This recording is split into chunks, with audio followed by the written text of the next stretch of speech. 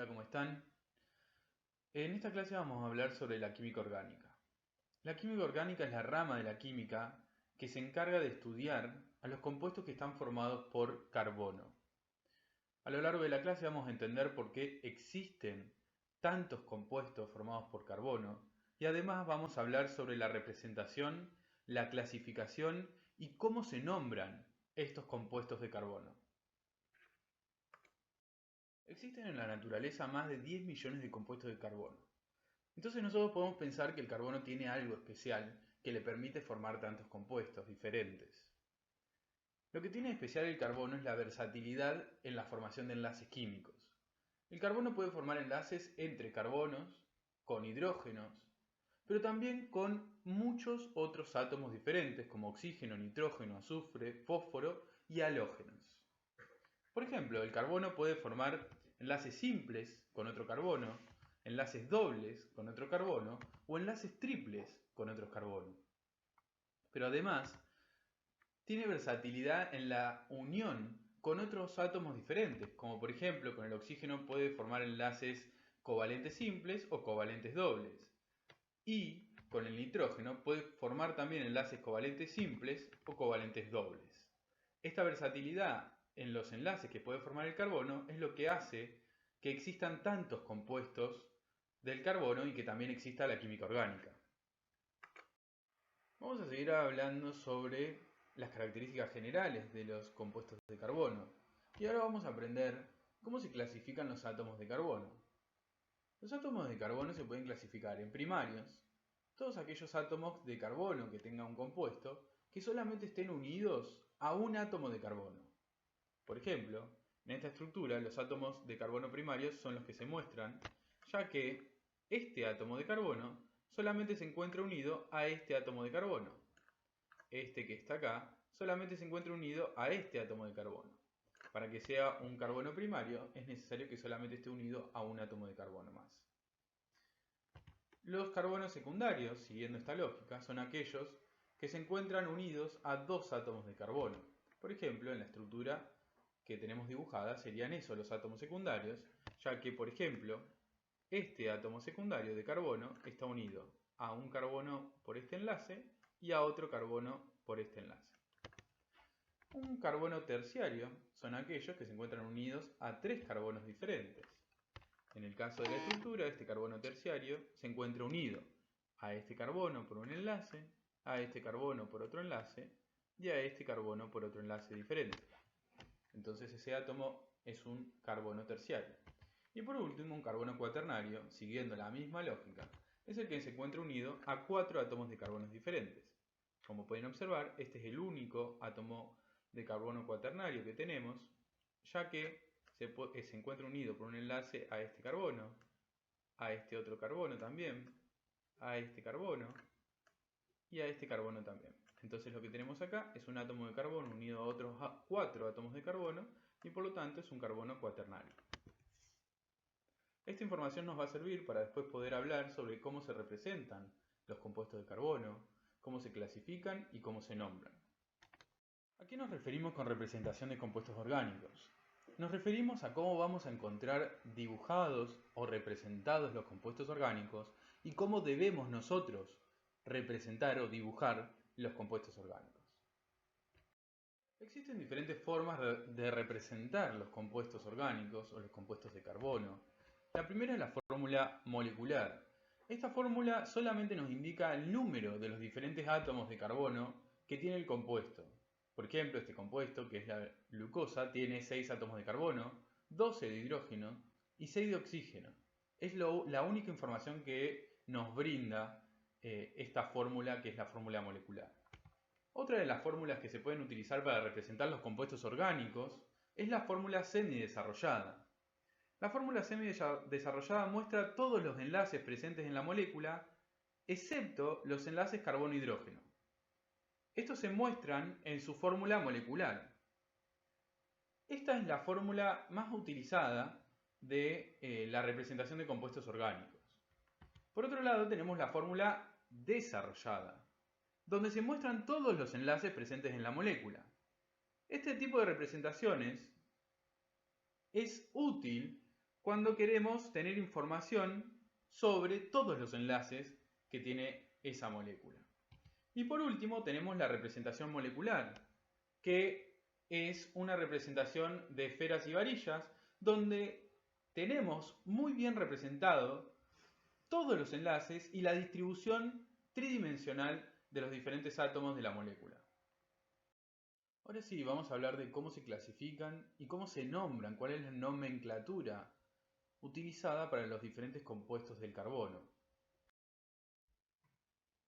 Vamos a ver a lo largo de las teorías que existen diferentes características de los compuestos orgánicos que influyen en su clasificación. Pero hay algo principal, que es la presencia de un grupo funcional en la estructura de ese compuesto orgánico. ¿Qué es un grupo funcional? Es un átomo o un grupo de átomos que le da características específicas, químicas y físicas al compuesto. Un grupo funcional es el centro activo del compuesto orgánico, y un compuesto orgánico puede tener uno o más, pero siempre un grupo funcional va a ser el principal de ese compuesto. ¿A qué nos referimos con que le otorga características químicas y físicas específicas? Por ejemplo, este es el metano.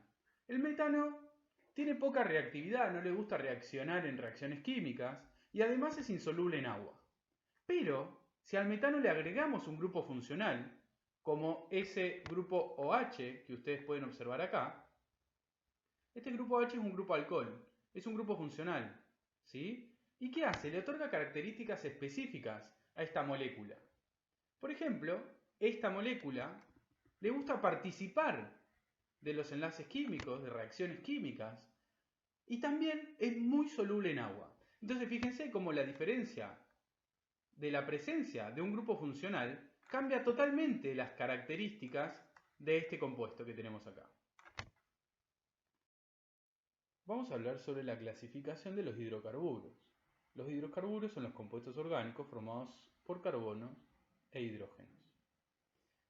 Se pueden clasificar, por ejemplo, en alcanos. Los alcanos son los hidrocarburos que su cadena de carbonos está unida solamente por enlaces simples, covalentes carbono-carbono. ¿Está bien? Entonces, si yo tengo un hidrocarburo que tiene una cadena de carbonos, todos unidos entre sí por enlaces covalentes simples, tenemos un alcano. Este tipo de hidrocarburos son hidrocarburos saturados, porque tienen todos enlaces simples.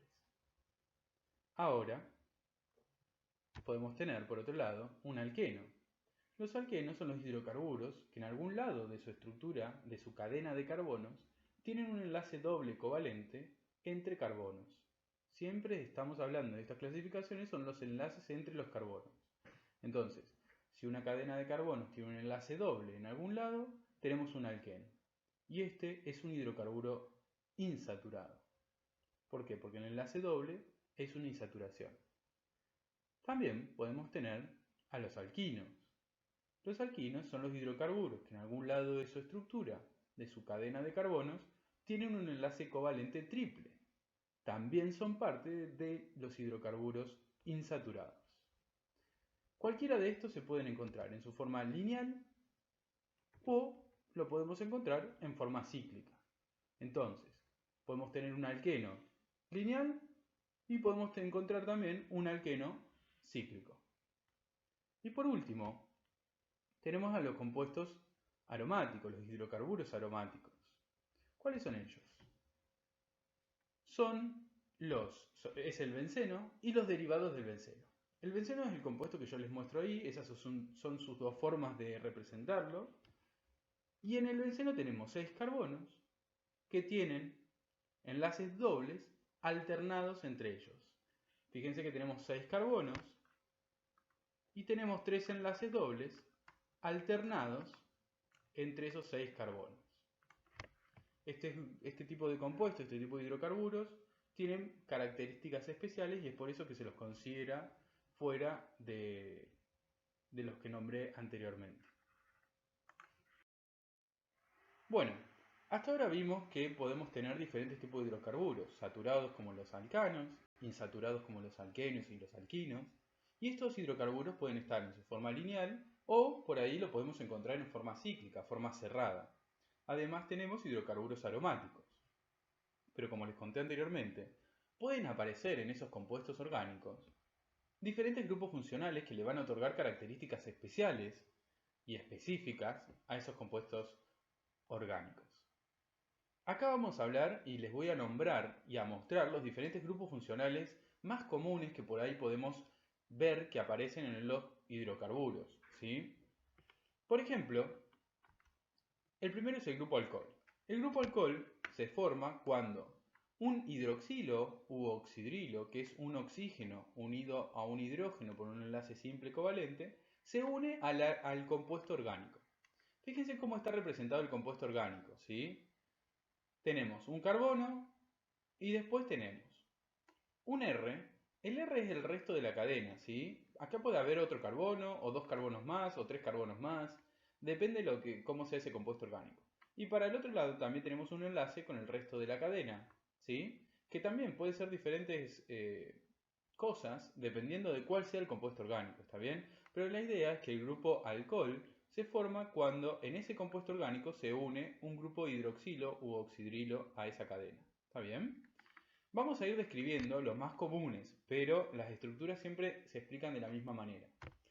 También tenemos un grupo funcional aldehído, que se forma cuando un carbono perteneciente a ese compuesto orgánico se une por doble enlace a un oxígeno y por un enlace simple a un hidrógeno y luego al resto de la cadena.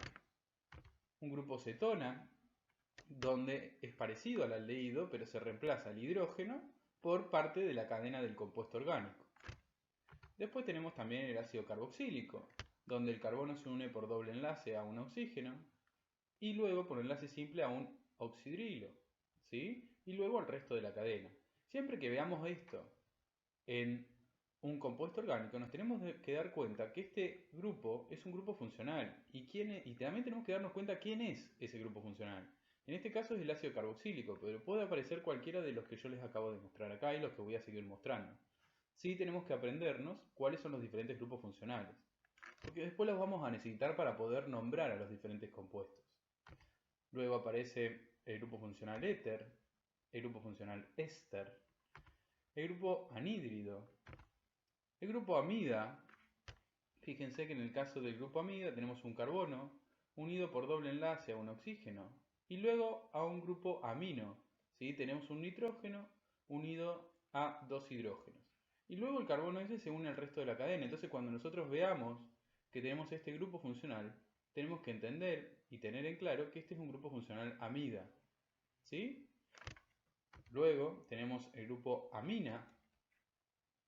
Fíjense que tenemos un carbono del compuesto orgánico al cual se le une un nitrógeno unido a dos hidrógenos. Este es el grupo funcional amina. Y por último, también tenemos los diferentes halogenuros, cuando un halógeno se une también al compuesto orgánico. Entonces, es muy importante que nos aprendamos al menos estos grupos funcionales para poder después empezar a reconocerlos y de esa manera nombrar a los diferentes compuestos orgánicos. Vamos a ver algunos ejemplos para que quede claro la idea hasta acá de la clase teórica. La idea hasta acá es entender que podemos encontrar un montón de combinaciones diferentes. Podemos encontrar alcanos, alquenos o alquinos o hidrocarburos aromáticos que tengan diferentes grupos funcionales.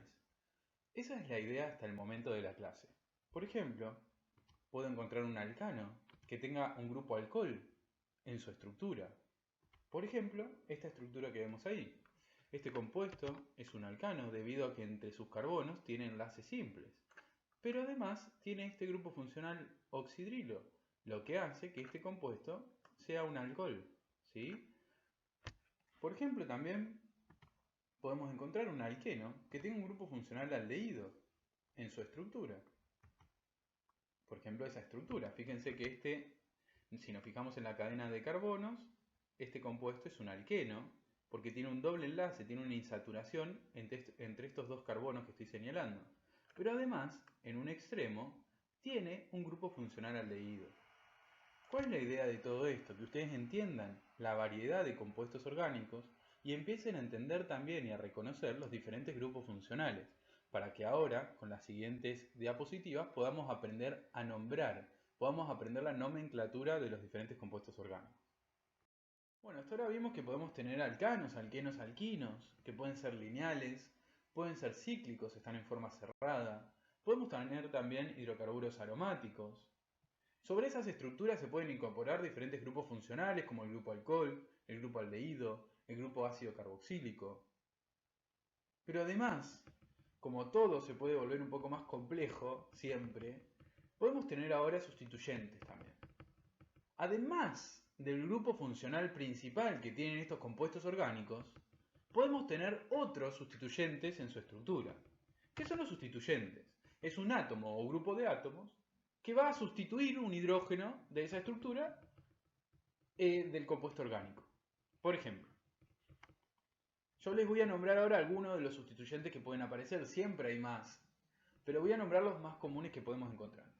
Un sustituyente sustituye un hidrógeno y, por ejemplo, un sustituyente puede ser el grupo metilo que vemos ahí. Un carbono unido a 3 hidrógenos. Ese es el grupo metilo. Y es considerado un sustituyente. ¿Por qué? El grupo funcional principal es el alcohol, el grupo alcohol. Y además tenemos un sustituyente, un grupo metilo. También podemos tener, en vez del grupo metilo, un grupo etilo, que tiene 2 carbonos. ¿Sí?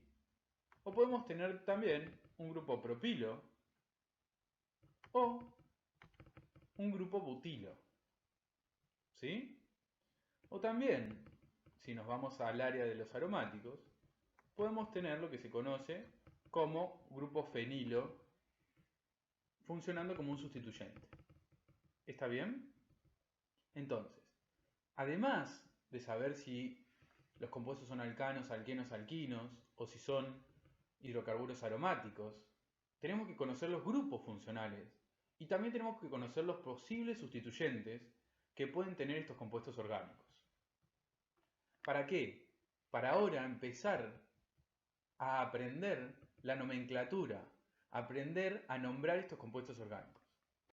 Bueno, ahora sí, después de esta introducción a los compuestos orgánicos, a lo que nos podemos encontrar, vamos a empezar con con las diferentes reglas para poder aplicar la nomenclatura y nombrar a los compuestos orgánicos.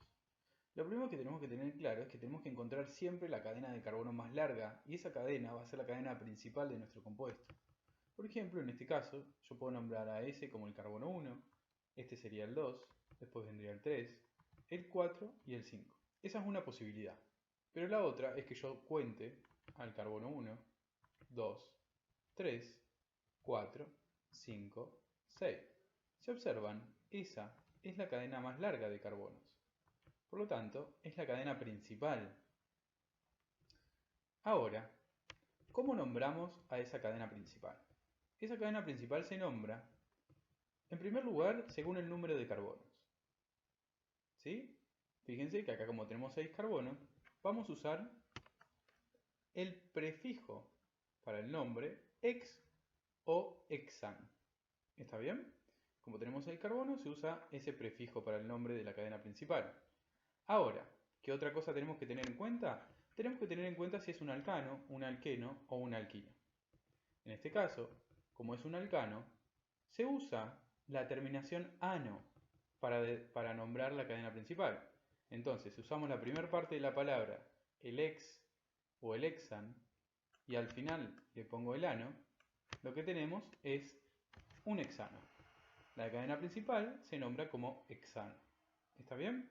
En el caso de que fuera un alqueno, se le agrega la terminación eno, y si es un alquino, se agrega la terminación ino. ¿En qué caso sería esto? Cuando los compuestos, o sea, este compuesto que tengo acá, en alguna zona tiene un enlace triple covalente entre carbonos. ¿Sí? En ese caso sería un alquino. Y esto ya no sería el hexano, sino que sería el hexino, por ejemplo. Bueno, ahora la siguiente regla es que debemos nombrar los sustituyentes. Y no solamente nombrarlos, sino que también tenemos que indicar dónde se localiza en la cadena de carbonos. En el ejemplo anterior, de la forma que yo numeré los carbonos del ejemplo anterior, tenemos en el carbono 3 un sustituyente. Ese sustituyente es el grupo etilo, que es lo que nombramos anteriormente. Si recuerdan que vimos en la diapositiva de sustituyentes, se nombró el grupo etilo. Nosotros tenemos la cadena principal, que es el hexano. Pero antes de nombrar a la cadena principal, tenemos que indicar dónde tenemos un sustituyente y qué sustituyente tenemos. Es por eso que se agrega el 3-etil antes del hexano. Nosotros acá tenemos el 3-etilhexano. ¿Por qué? Porque la cadena principal tiene 6 carbonos y es un alcano, por eso es el hexano. Y en el carbono 3 tenemos un grupo etilo como sustituyente.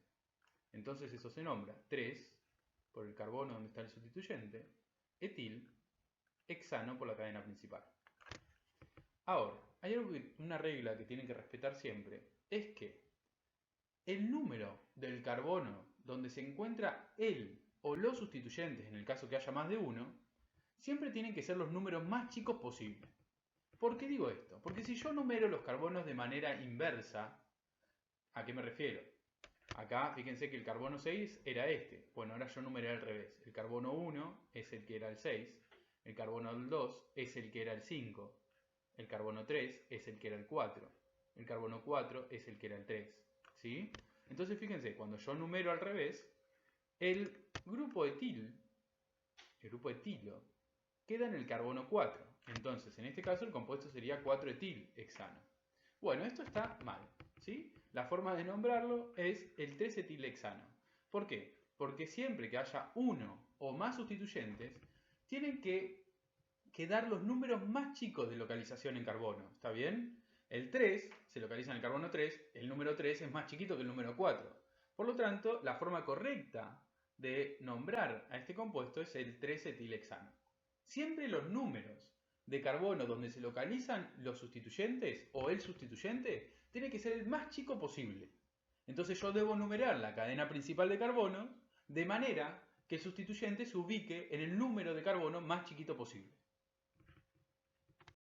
Bueno, la siguiente regla para poder nombrar bien a los compuestos orgánicos es que cuando hay más de un sustituyente similar se usa el prefijo di o tri para indicar la cantidad de estos sustituyentes.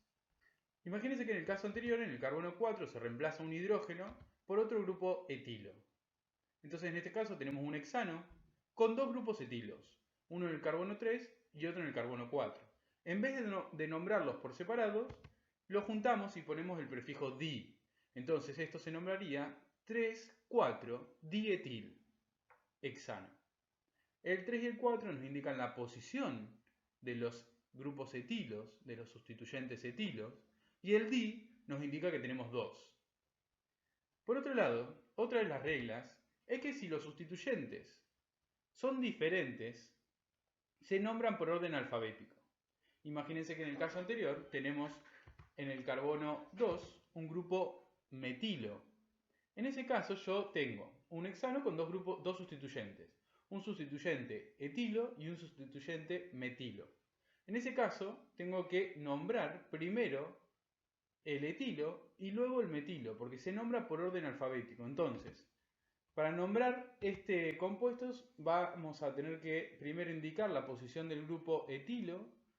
Entonces ponemos 3-etil, indicamos la posición del grupo metilo, entonces se pone 2-metil, porque el grupo metilo está en el carbono 2, y al final se pone el nombre de la cadena principal, que en este caso es el hexano. Bien, una de las últimas reglas que vamos a ver es a nombrar o qué pasa cuando tenemos un grupo funcional principal, porque hasta ahora venimos hablando sobre los sustituyentes. Pero ¿qué pasa cuando tenemos un grupo funcional principal? Lo que va a pasar es que vamos a utilizar una nueva terminación al nombre de la cadena principal. Dependiendo de cuál sea el grupo funcional, la terminación va a ser diferente. Por ejemplo, imagínense que en el ejemplo anterior, un hidrógeno del carbono 1 es reemplazado por un grupo alcohol. Entonces, al nombre del compuesto debemos agregarle una terminación diferente.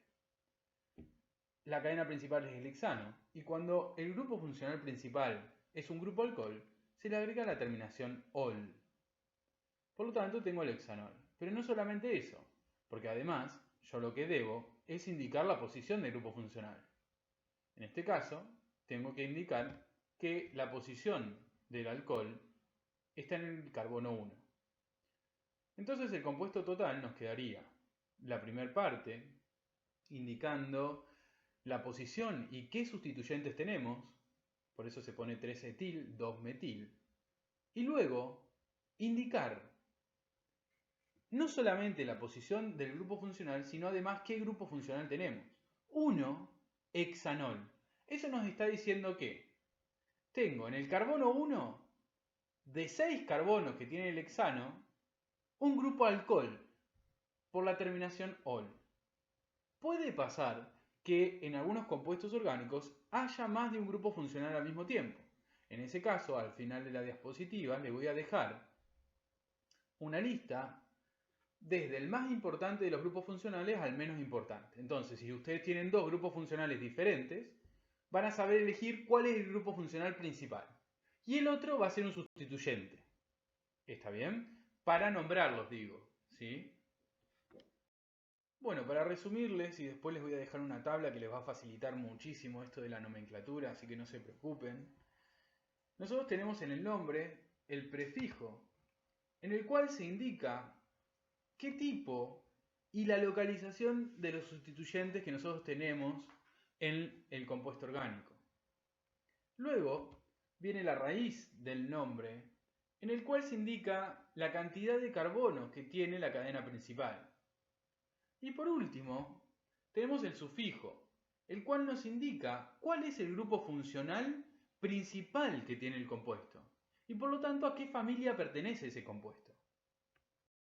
Bueno, esta tabla los va a ayudar y las va a ayudar, si bien puede tener algunas excepciones, creo que es bastante útil.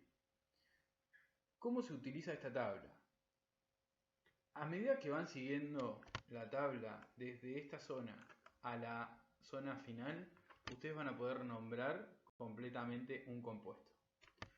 Lo primero que tienen que hacer es reconocer el compuesto, ¿no? Ver la cantidad de carbonos que tiene, elegir la cadena principal, entender cuáles son los sustituyentes y cuáles son los grupos funcionales que tiene, ¿sí? Puede tener un grupo funcional, puede tener más de uno. Entonces, primero tienen que analizar cuál es la estructura del compuesto. Después, lo primero que tienen que poner es el número del carbono en el que se localiza el o los sustituyentes. ¿Sí? Entonces, pongo el número de carbono, pónganle que tiene un sustituyente. Le pongo el número del carbono donde está ese sustituyente y después nombro con un prefijo el sustituyente. Dependiendo cuál sea. ¿Sí? Si tiene un grupo fenilo, que sería este que está acá, que yo les mostré hoy, se nombra fenil. Si tiene un grupo hidroxilo que funciona como un sustituyente porque hay otro grupo funcional más importante, se nombra hidroxi. ¿Está bien? Entonces, primero nombro el número del carbono en el que se localiza el sustituyente y después nombro el sustituyente dependiendo cuál tenga. ¿Sí? Después tengo que poner el número del carbono en el que se localiza el grupo funcional principal. Después, según la cantidad de carbonos de la cadena principal, nombro a esa cadena principal. Por ejemplo, los ejemplos que hicimos hasta ahora fueron de 6 carbonos, o sea que se podría poner hexan. ¿Está bien? Y por último, nombro el grupo funcional principal. Esto es muy importante, nombro el grupo funcional principal. ¿Está bien? Por ejemplo, si tengo un grupo alcohol como grupo funcional principal, se le agrega el ol al final, es un sufijo. Si tengo un grupo aldehído, se le agrega el al final, entonces quedaría hexanal. ¿Sí? Entonces ustedes con esta tabla pueden ir formando el nombre de los compuestos. Si bien tiene excepciones, la tabla es bastante útil para poder guiarse, ¿está bien? Bueno, en esta diapositiva final les dejo el orden de los diferentes grupos funcionales desde el más importante hasta el menos importante en este caso. Hay más grupos funcionales, pero estos son los que por ahí vamos a ver más seguidos.